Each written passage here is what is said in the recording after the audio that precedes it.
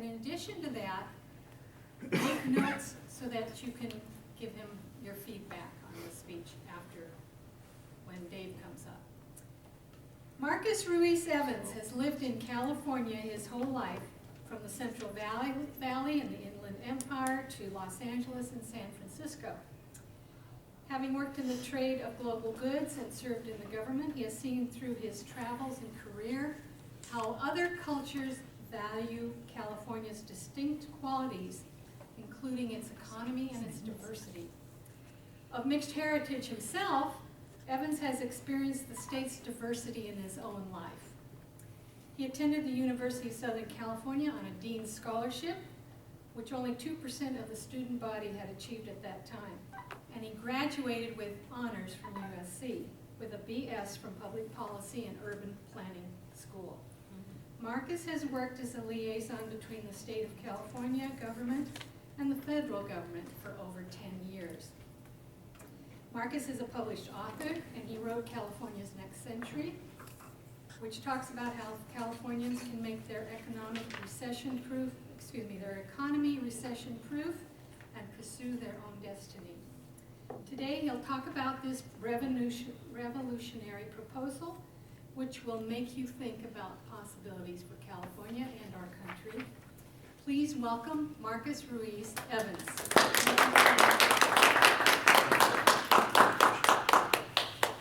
Thank you all for having me out. I really appreciate it.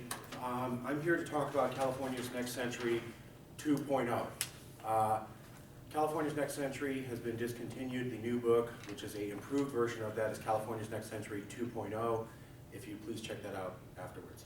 I'm going to give a quick speech, and then I'll turn it over to questions and answers. Please ask questions. The harder, the better. The questions, I really enjoy that section and allows me to address specifically what people want to know more about. So here's the speech. First, I'm going to make a series of radical claims. And at first, they're going to seem too good to be true. And yes, given the current dynamics of the government and the people here in California right now, these things can happen. But with the shift that I'm proposing in California's Next Century 2.0, all of the radical claims I'm about to make can happen and at the same time. I'll make them and then I'll go into explaining why, which explains the point of the title or the source of the title, California's Next Century. Okay, first, the radical claims. 1, half of your taxes gone, removed. Half of the bureaucracy and difficulty of running any business in California removed instantly. The debt of California, somewhere around, I don't know, $15 to $25 billion paid off almost instantly. California engaging into an economic upgrowth almost immediately. 200,000 new white-collar jobs, 50,000 new blue-collar jobs. Public schools improved, not to just the best in America, but the best in the entire world.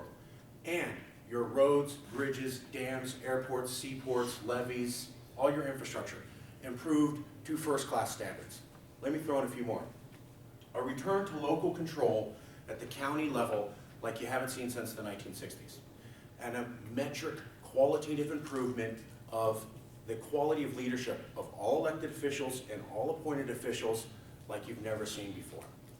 Plus, increased global stability, world peace, increased trade for America, increased trade for California. And the major thing that I'm selling, a permanent recession-proof economy so that you, your kids, your grandkids never go through the economic cycle that you're experiencing right now, ever.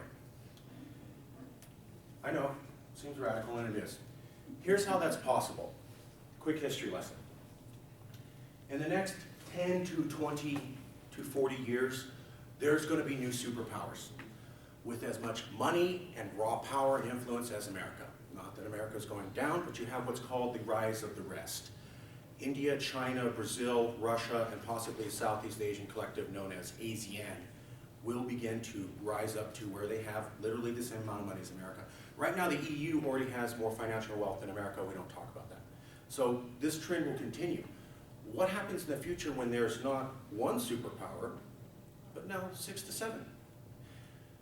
Over the last 70 years, our world has been basically caught up into democracy, capitalism, championed by America, communism, and a forced economy championed by the USSR. USSR fell. Now everybody realizes communism doesn't work. Capitalism and some form of democracy is the way to go. So they're all using the economic model of America. Whereas in almost the last century, half the world didn't even participate, so they never competed with America. Now they are. America's becoming, frankly, a victim of its own success. It won the Cold War, and now everybody's following that model, which means they will compete. So while that's good, it also means that things will shift. Before, the choices were stark. Hardcore communism or something like freedom and the ability to get a job and make your own way. Now the choices will be capitalist and democracy, but 6 different types. Why will America be the dominant one chosen? We don't know that it will be. And let me outline some of the differences. Look at China. China's a capitalist country. They make goods, they sell goods, they love money, they like Mercedes and buying beef. They are not a democracy like America, not even close. But they do have some voting at a basic level. So we can see where capitalism and democracy in different superpowers who will have as much raw power as America, you may have a variety of different versions of the good life. Each of these areas is claiming out their own sphere of influence. So for almost the last century, since World War II, about the world order that was created from 1945 to 1955, was largely dominated by America and Europe through institutions such as the UN and the IMF. A proof of that is that there's never been a president or an oversecretary of the IMF or the UN in the last 70 years who has not been American or European. So these new institutions are aware of this, and they're saying, hey, you're saying that these international bodies represent us, but you've never had an Indian, Brazilian, Chinese, Russian, or Southeast Asian president in charge of this for close to a century? They're not buying it. And here's what they're doing. They're making their own UN, and their own IMF, and their own spheres of influence. And they're inviting neighboring countries to join their UN, and then they're specifically banning America from joining their UN. Shanghai Cooperation Council is a good example. China's creating their own sphere, India's doing the same thing, Russia's doing the same thing, Brazil's doing the same thing with Mercosur, ASEAN has Asian League, Russia has the ERA. Everybody's doing this. They want their section of the world where they have as much influence as America had in the last century, but going into the next century. And frankly, they're going to have the raw financial resources to do it. We've seen a period like this before. You have foreign policy scholars saying that the upcoming 20 to 40 years looks like a period of recent history that we've seen. And that's the lead up to World War I, World War II, somewhere between 1890 to 1914. What happened then was Europe controlled most of the world, Germany, France, England. Then you had these new powers. They weren't exactly countries. They formed countries, and now they wanted to get their part of the world and jump in the game. Their names were Italy, Japan, and Germany. They started conquering parts of the world and moving up. And for a while, what you had was increased world trade, and people got along and they negotiated at places like Switzerland and the League of Nations. But then at some point, Japan walks out of the League of Nations. Germany walks out. Italy walks out. They stop being part of this dynamic collective.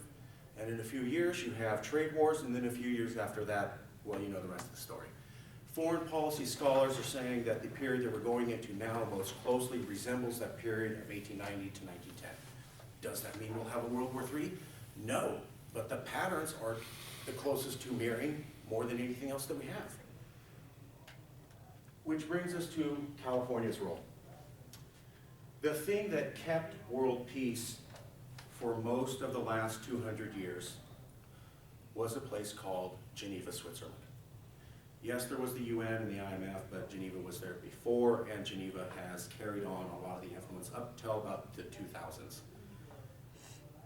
All of the world met, their governments and their major international business companies met and they negotiated treaties. First peace treaty, the first treaty on international shipping, the first treaty on the internet, the first treaty on the telephone, you name it.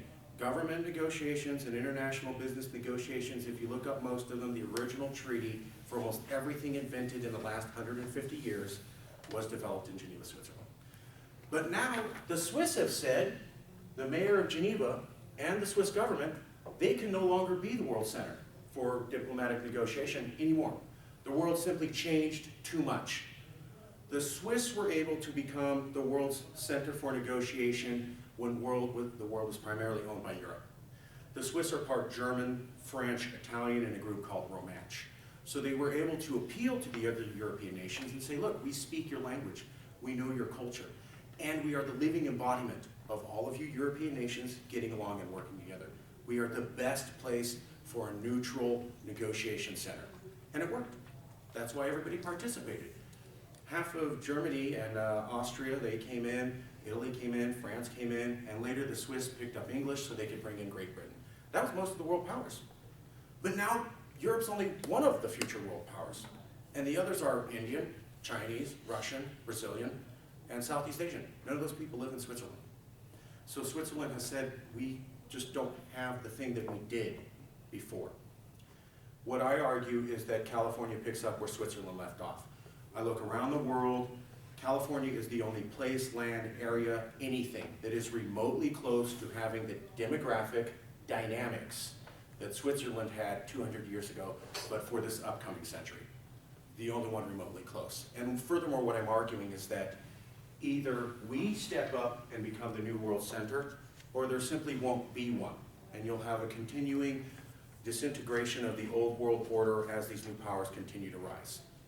So, we can shift our economy, become the world center, create world peace, and get ourselves out of recession, or we can not do this and continue to stagnate as the worst state in the entire union for the current recession.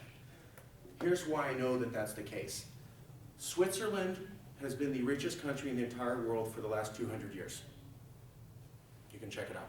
Switzerland has never had a recession. Switzerland today has the lowest unemployment in the entire planet. This isn't by accident. They made themselves the negotiation center. So even when times are bad, countries still have to have meetings, investments still have to be made. There are always people and ideas coming into Switzerland. So they're basically recession-proof. We can do that. And they've said they cannot. Why don't we take the mantle, champion an inherent California characteristic of diversity, and make money with it, and secure our economy and our way of life for the next century. And I'm not embellishing, thoroughly documented in the book, literally save the world, and I'm not exaggerating. Thank you, and I'll turn it over to questions.